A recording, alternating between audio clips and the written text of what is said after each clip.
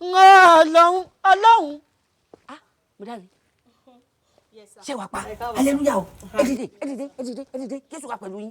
Ah, Olúwa tọ́jú ojú mi. Wàhálà. Ah, ẹ má jẹ́ ojú tí mo fi ka Bible tí mo fi ka Genesis tí mo fi ka Timothy tí mo fi ka gbogbo ẹ má jẹ́ fi àtẹ̀gò báwo lè ṣe débi tálẹ̀ bèrè. Ẹ̀yin náà ni mo béèrè. Ó kẹ́mi lẹ́bẹ̀rẹ̀. Ẹ na àwọn ẹ̀yin ni. Kí Jésù wà pẹ̀lú yín. Ẹ dìgbò kí kọ́kọ́ ṣe àdúrà fún yín.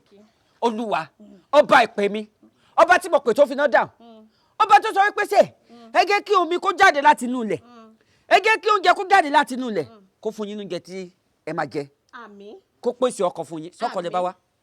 Kí n ṣọkọ. Kí ló dé táwọn màdáká yẹn gbé mi já síbò mi. Ẹ gbé bá mi iṣẹ́ wo lè wá ń ṣe. Iṣẹ́ fíìmù náà ni. Ó kí o ní fíìmù ni yín. Ìyá. Fíìmù mi yẹn dẹ̀ fẹ́ jáde lọ́jọ́ Thursday. Ó kẹ́ ṣe fíìmù wa fẹ́ jáde Thursday. Wàhù fíìmù yín ti tà. Ẹ̀ta ló kọ́kọ́ ń tà kí ọmọ ẹranko mi tó tà. Torí gbọ́ tí ọ̀run mi dá bọ́ọ̀lù.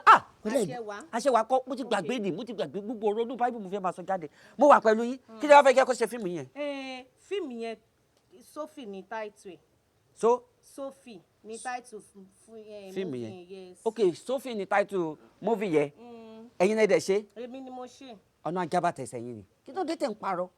Ẹ̀yin kò lè ṣe mo ti gbọ́ kí ni yẹ̀yà nígbà tí èèyàn kan tó wá tó sọ pé ó ní ó ṣe Sofi tí mo sọ pé solution lélẹ́yìí o ọ̀nà tó lè gbà tó jẹ́ pé ó máa yá lélẹ̀ lọ kó kíní lọ máa jó ìyá yẹn dẹ̀ kọ̀ ẹ̀gọ́ sọ́nà yìí wà ní àbí àkọ́ báwo lè ṣe relate. Ẹ má bínú ẹ wo sísítà mi ló ní fíìmù. Sísítà yìí ló ní fíìmù. Sísítà mi ni. Ẹ mọ̀ nǹkan tó ṣe kẹsì wàhálà fíìmù yẹn máa ta fíìmù yẹn máa lọ fíìmù yẹn máa lọ ṣé rí nígbà tí. Kí ló ṣẹlẹ̀ ibo lẹ. Wàhálà mo wà kárí di mo fẹ́ ṣe àdúrà fún yín ni. Àwèrè wo lẹ fẹ́ ṣe tẹ́ ẹ̀ kọ́ wá sí. Mo ti gbọ́ ó yá ẹ lọ sọ fún sísítà yín lé ẹ mú 500,000 wa pásítọ̀ kọ ẹ mú 500,000 wa mo máa gbàwẹ̀. 500,000. tí bá sọ fún yín sí owó tí mo sọ fún yẹ kì í ṣe pé bí mo fẹ́ fi ṣe kankan because owó yẹ ṣé mo pé tí bá gbàwẹ̀ tán mo gbọ́dọ̀ break tí bá máa break mo gbọ́dọ̀ lu gẹ́gidi náà.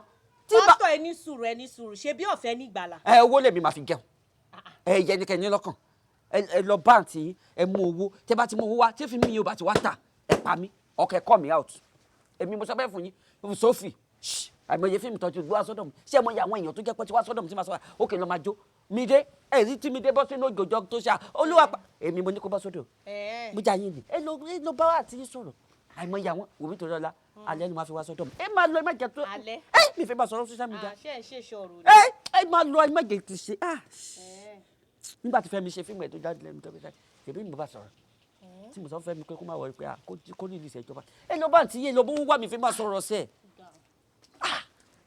àti confuse me but ẹ lọ gbowó wá náà. Sofi o Sofi Sofi Sofi Sofi Sofi Sofi Sofi Sofi Sofi.